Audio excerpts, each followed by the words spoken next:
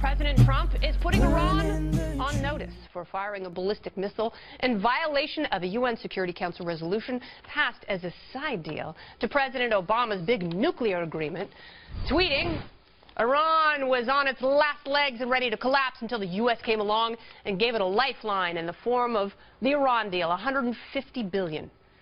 Iran has been formally put on notice for firing a ballistic missile, should have been thankful for the terrible deal the U.S. made with them. Now, meanwhile, reports are circulating that President Trump hung up on the Prime Minister of Australia, he's the one there on the left, over a plan to send some of their refugees to the U.S. And the president reportedly threatened the president of Mexico with sending U.S. troops across the border to take care of the cartels ourselves.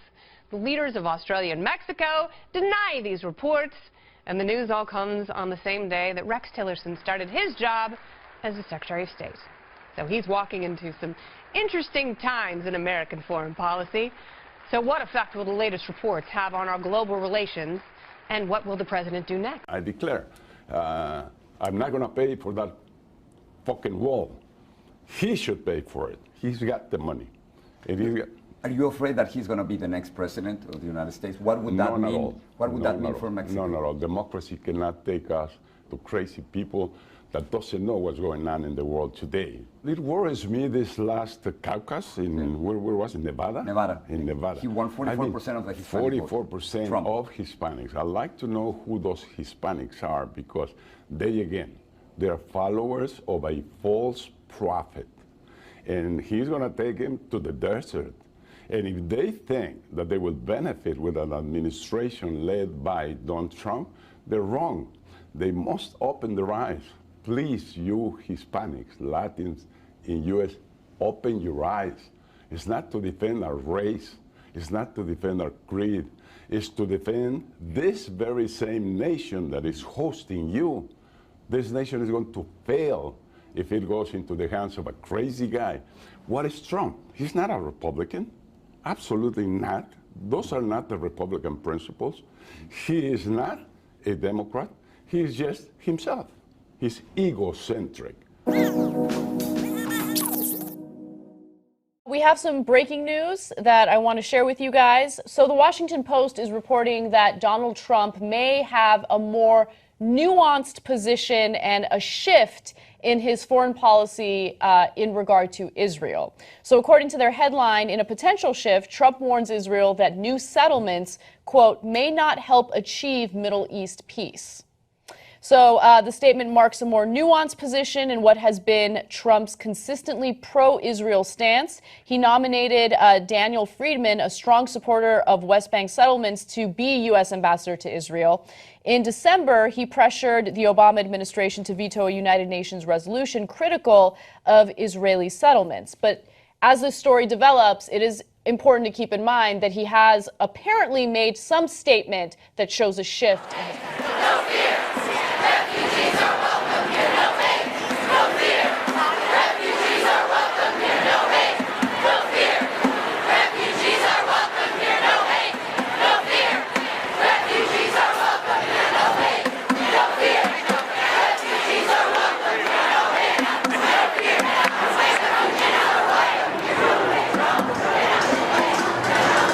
We're in Washington, D.C. Americans are responding to Donald Trump's ban. Tonight, North Korean leader Kim Jong-un is ramping up his rhetoric, using state media to threaten to test fire a long-range missile at any moment. The intercontinental ballistic missile will be launched anytime and anywhere, determined by the Supreme Headquarters. A U.S. intelligence official tells CNN to grab world attention, Kim Jong-un could time a provocation, like a missile test, to coincide with Donald Trump taking office, a missile capable of delivering a nuclear weapon to the U.S. An intercontinental ballistic missile test launch preparation is in its last stage. How close is Kim to having a deployable long-range missile? Analysts say gathering intelligence inside the secretive regime is difficult, and that Kim could have that ability now, or he could be maybe 3 years away. But U.S. officials and outside experts say there's a crucial part of that capability they believe the North Koreans haven't perfected yet. What they haven't done is, in an all-up test, not only launch the missile, but then have it re-enter for an intercontinental range. Now, having said that, they have done some other things that cause us to worry. This, for instance, is an example of a ground test that kind of simulates the heat attached to reentry, using really another missile engine to burn up the reentry vehicle and approximate the stresses of reentry. But as North Korea's technology advances, experts warn a dependable long-range missile in the hands of this violent, brash young leader would be a game changer. If and when he gets that capability, how aggressive would he then be? Kim Jong-un is likely to be more aggressive with an ICBM than without it. The fear is not that Kim will use a nuclear weapon against us. The fear is that he will use conventional force, cyber force, and other provocations against us because he thinks we can do nothing about it. What will President Trump's options be for countering that threat? Former Defense Secretary William Perry says if North Korea launches a test, the U.S. should consider shooting it down. Certainly one of those actions could be disrupting the ICBM test in flight. That would have to be on the list. Now, if North Korea actually fired a missile toward America or its allies, current Defense Secretary Ash Carter has just promised the U.S. forces would shoot it down. Experts say one reason the U.S. and its allies should maybe hesitate to hit North Korean missiles on the launch pads would be the threat of Kim's retaliation. He could possibly launch a massive conventional attack on South Korea's capital, Seoul, which one analyst describes as a sitting duck. Reaction now from Iran. They've been put on notice. NBC's Ali Arouzi joins us now from Tehran. What are we hearing from there, Ali? Well, Chris, Iran fired back about being put on notice. The Iranian defense minister said that Sunday's missile launch was successful despite U.S. claims that it wasn't.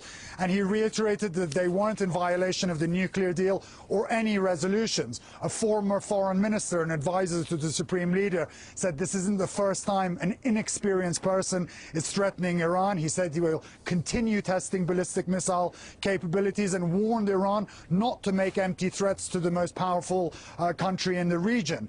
And then the latest quote today was from the deputy head of the Revolutionary Guard, the very powerful entity here, saying that if our enemies are frightened of our missiles, they should seek shelter. They should know that Iran is a jungle of missiles full of thick trees. He said if America and Israel weren't so frightened about these missiles, they wouldn't make a big deal. So there's a big breakdown in diplomacy if you compare it with the Obama era, and this is going to significantly complicate matters for Hassan Rouhani, who faces re-election in May. He came in on a platform of sorting out the nuclear deal, de-escalating tensions with the world, and prompting up the economy. If he can't deliver on any of that, it could pave the way for a hardliner to come into power in Iran, which would definitely spike tensions with Iran and America.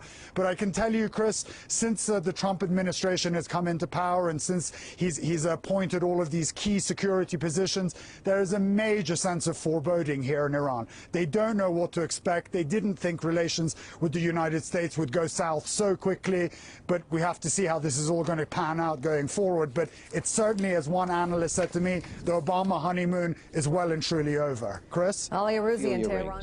Including the Pizzagate story, is also refusing to report about Vladimir Putin's knowledge of the elite's penchant for pedophilia. In his 2016 Christmas speech, Vladimir Putin dropped some bombshells on the New World Order that were completely ignored by the mainstream U.S. press.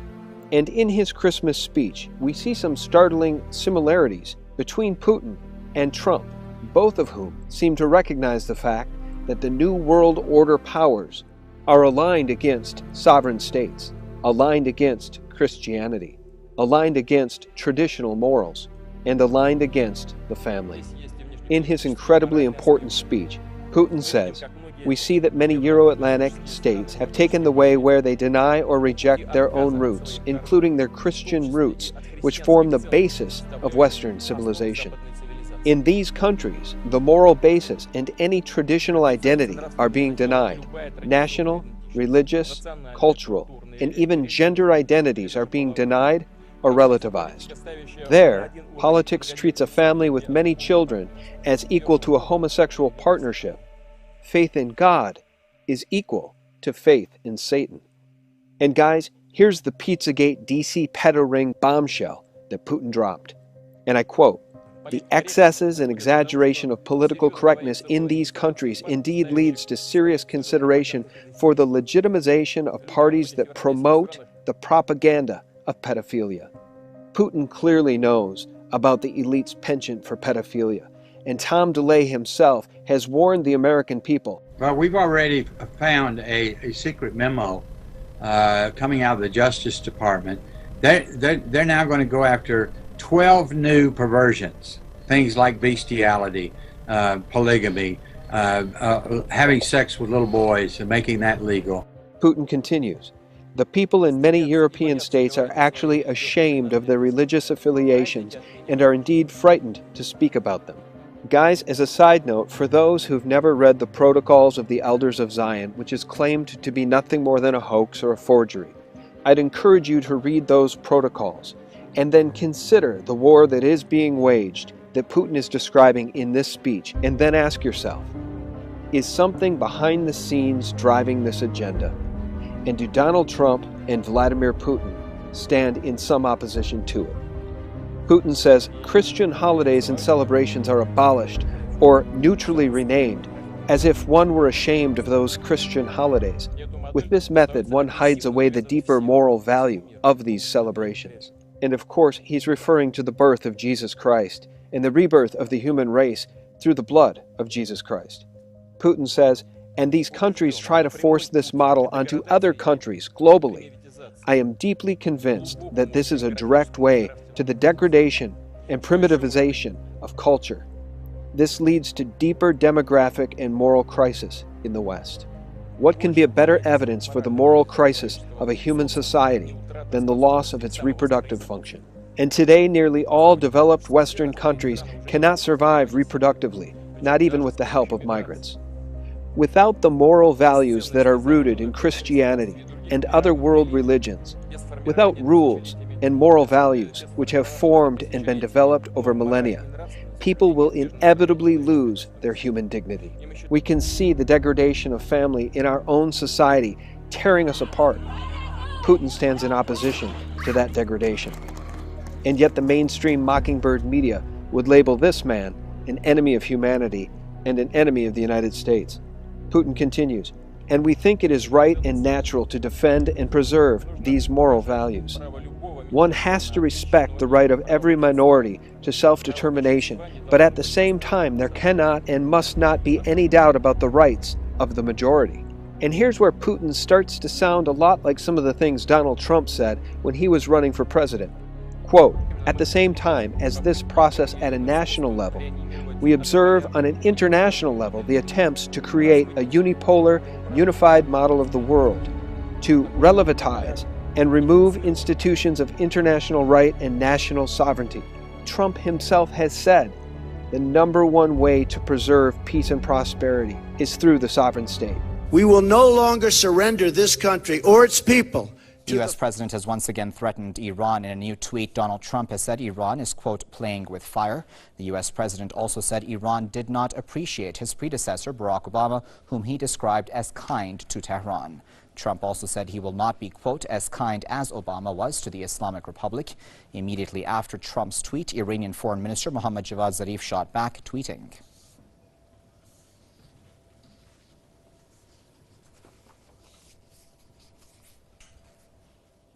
Iran is unmoved by threats. As we derive security from our people, we'll never initiate a war, but we can rely on our means of defense. We will never use our weapons against anyone, except in self-defense. Let us see if any of those who complain can make the same statement.